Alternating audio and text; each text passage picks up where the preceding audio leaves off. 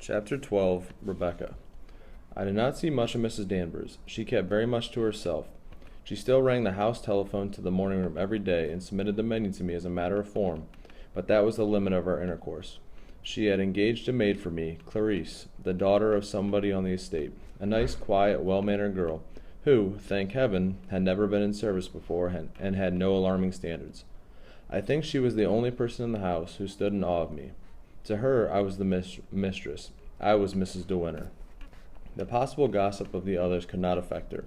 She had been away for some time, brought up by an aunt 15 miles away, and in a sense she was as new to Manderley as I was. I felt at ease with her. I did not mind saying, "Oh, Clarice, would you mend my stocking?" The housemaid Alice had been so superior. I used to sneak my camis and nightgowns out of my drawer and mend them myself rather than ask her to do them.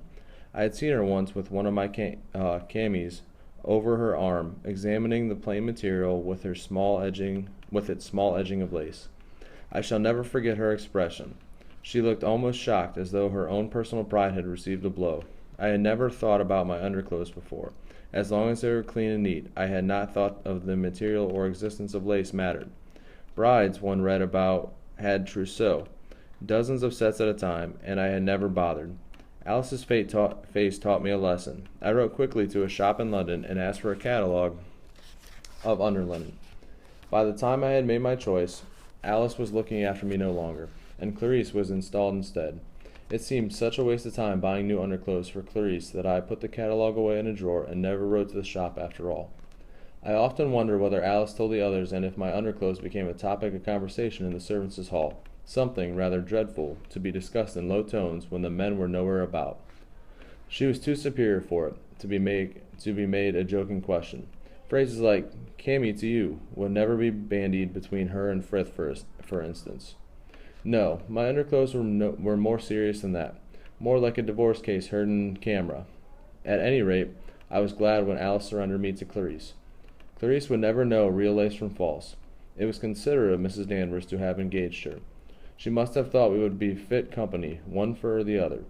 Now that I knew the reason for Mrs. Danvers's dislike and resentment, it made things a little easier. I knew it was not just me personally she hated, but what I represented. She would have felt the same towards anyone who had taken Rebecca's place. At least that was what I understood from Beatrice the day she came to lunch. Did not you know?" she had said. "She simply adored Rebecca." The words had shocked me at the time. Somehow I had not expected them.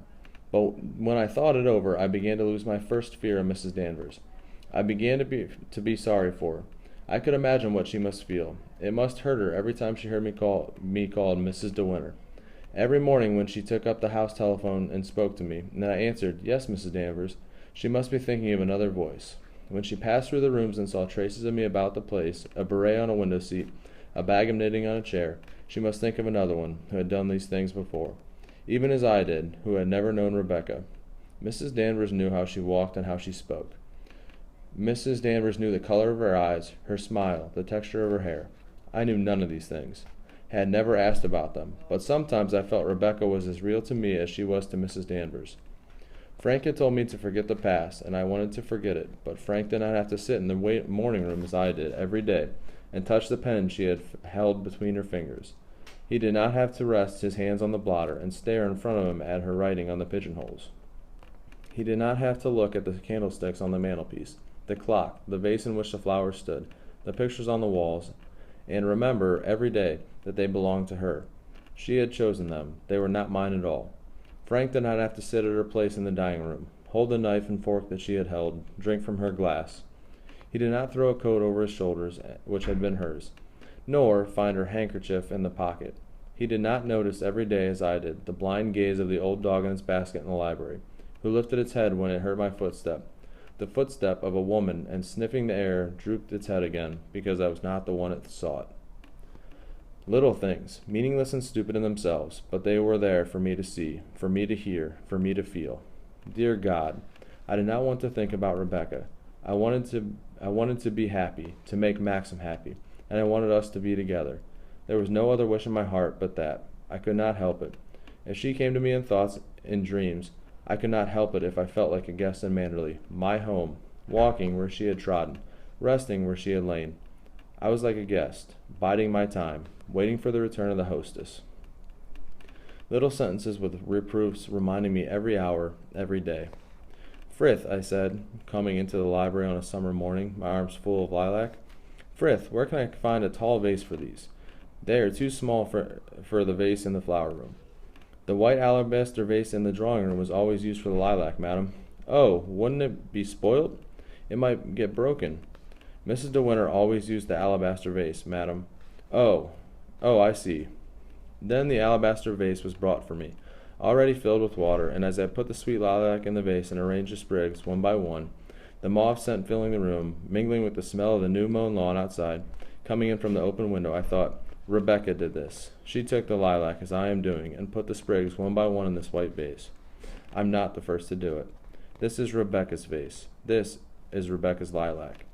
She must have wandered into the garden as I did, in that floppy garden hat I had seen once in the back of a cupboard in the flower room, hidden under some old cushions, and crossed the lawn to the lilac bushes, whistling perhaps, humming a tune, calling to the dogs to follow her, carrying in her hands the scissors that I carry now. Frith, could you move that book stand from the table in the window, and I put the lilac there?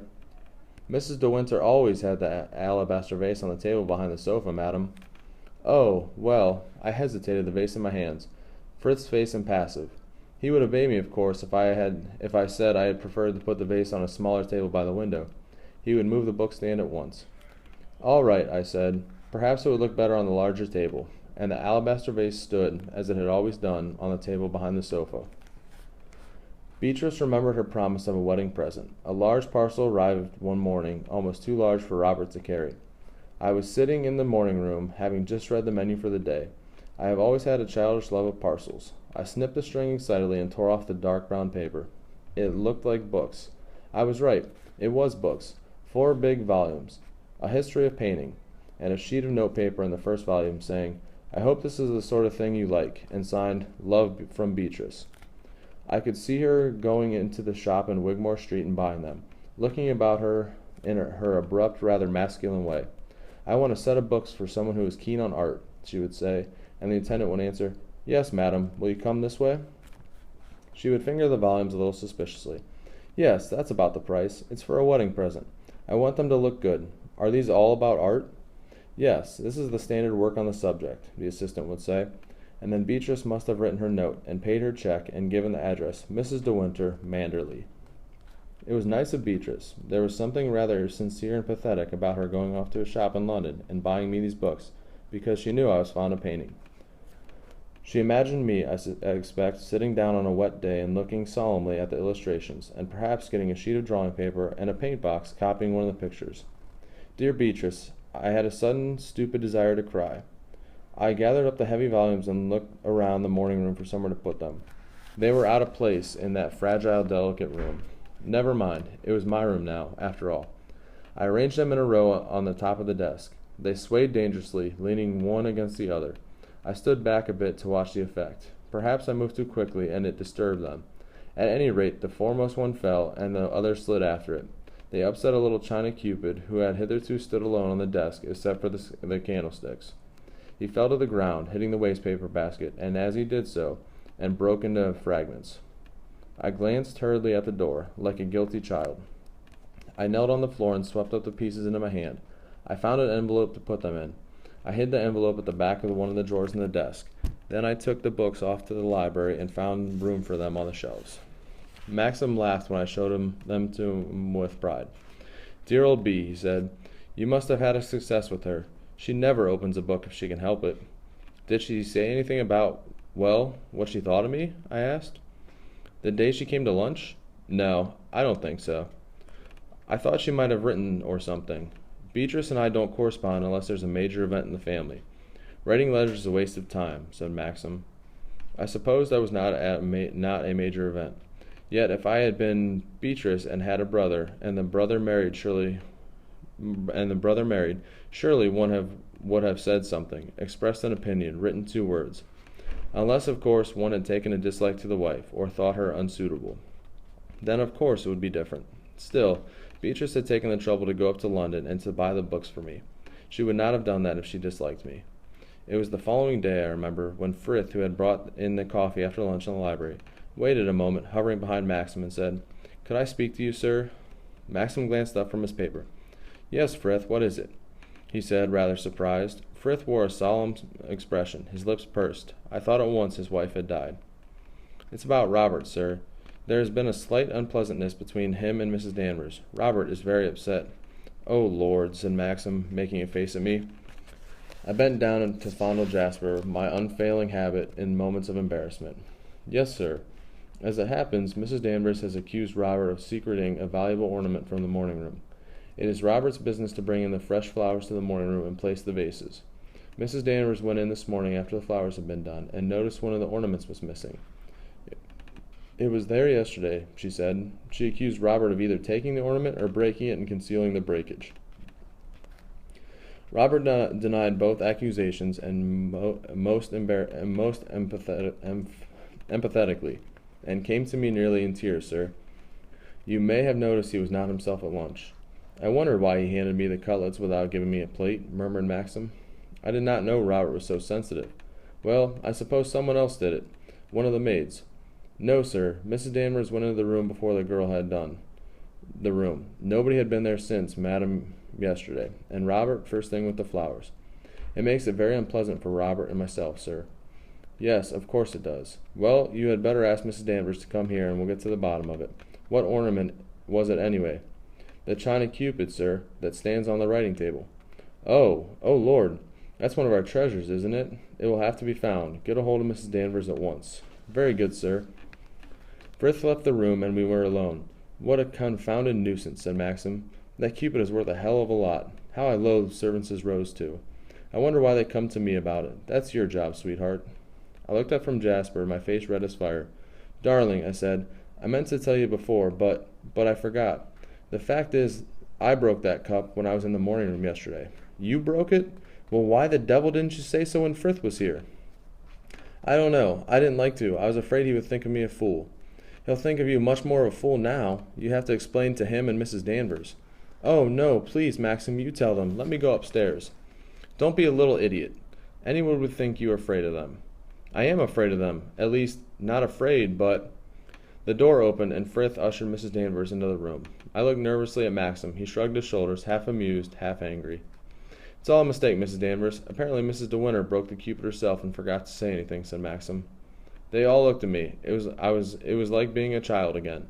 I was still aware of my guilty flush. "I'm so sorry," I said, watching Mrs. Danvers. "I never thought Robert would get into trouble." "Is it possible to repair the ornament, madam?" said Mrs. Danvers. She did not seem to be surprised that I was the culprit. She looked at me with her white skull's face and her dark eyes. I felt she had known it was me all along and had accused Robert to see if I would have the courage to confess. "I'm afraid not," I said. "It's smashed into little pieces." "What did you do with the pieces?" said Maxim. It was like being a prisoner, giving evidence. How paltry and mean my actions sounded, even to myself. "I put them all into an envelope," I said. "Well, what did you do with the envelope?" said Maxim, lighting a cigarette, his tone a mixture of amusement and exasperation. "I put it at the back of one of the drawers in the writing desk," I said. "It looks as though Mrs. De Winter thought you would put her in prison, doesn't it, Mrs. Danvers?" said Maxim. "Perhaps you would find the envelope and send the pieces up to London. If they are far too gone to mend, it can't be helped." All right, Frith. Tell Robert to dry his tears." Mrs. Danvers lingered when Frith had gone.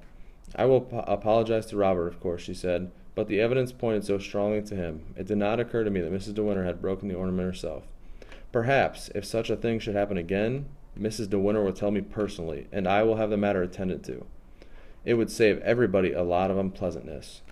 "Naturally," said Maxim impatiently. "I can't think why she didn't do it yesterday. I was just going to tell her when you came into the room." "Perhaps Mrs. De Winter was not aware of the value of the ornament," said Mrs. Danvers, turning her eyes upon me. "Yes," I said wretchedly. "Yes, I was afraid it was valuable. That's why I swept it up so carefully." "And hid them at the back of the drawer, where no one would find them, eh?" said Maxim with a laugh, and a shrug of the shoulder. "Is not that the sort of thing the between maid is supposed to do, Mrs. Danvers?" "The between maid at Manderley would never be allowed to touch the valuable things in the morning room, sir," said Mrs. Danvers. "No, I can't see you letting her," said Maxim. "It's very unfortunate," said Mrs. Danvers. "I don't think we have ever had any breakages in the morning room before. We were always so particular. I've done the dusting in there myself since last year.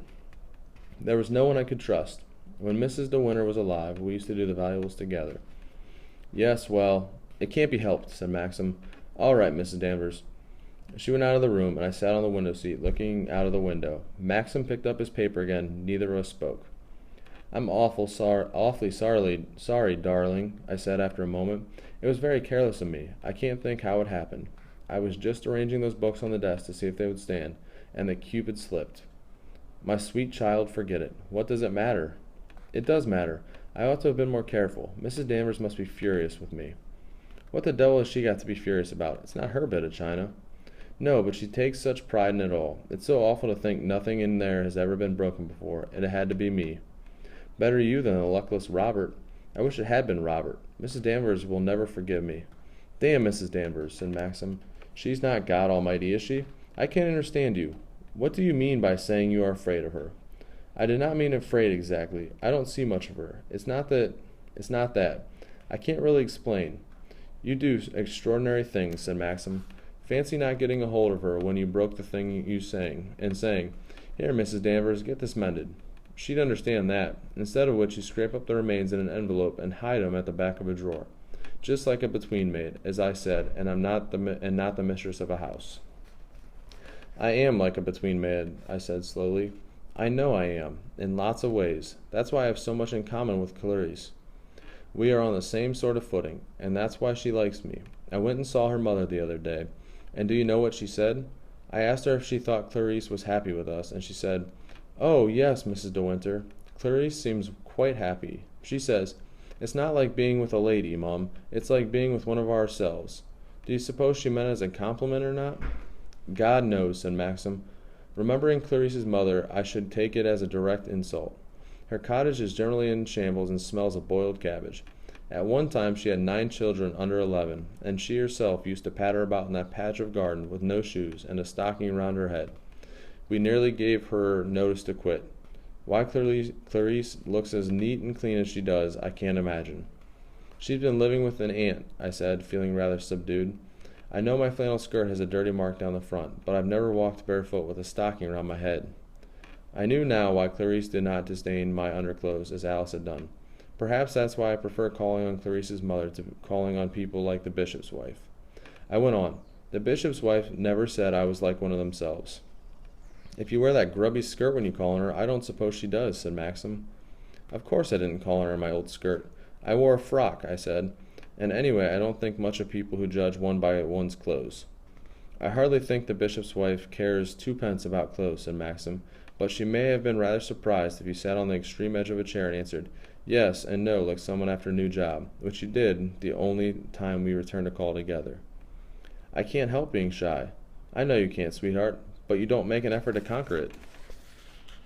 I think that's very unfair, I said. I try every day. Every time I go out or meet anyone new, I'm always making efforts.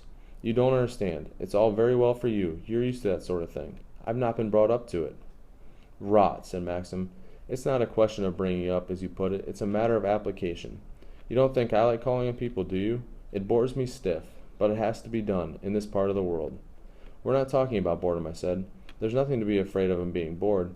If I was just bored, it would be different. I hate people looking me up and down as though I were a prize cow. Who looks you up and down? All the people down here. Everybody. What does it matter if they do? It gives them some interest in life. Why must I be the one to supply the interest, and have all the criticism? Because life at Manderley is the only thing that ever interests anybody down here. What a slap in the eye I must be to them, then. Maxim did not answer. He went on looking at his paper. What a slap in the eye I must be to them, I repeated. And then, I suppose that's why you married me, I said. You knew I was dull and quiet and inexperienced, so that there would never be any gossip about me. Maxim threw his paper on the ground and got up from his chair. What do you mean? He said. His face was dark and queer, and his voice was rough, not his at all. I don't know, I said, leaning back against the window. I don't mean anything. Why do you look like that? What do you know about any gossip down here? He said. I don't, I said, scared by the way he looked at me. I only said it because of something to say. Don't look at me like that. Maxim, what have I said? What's the matter?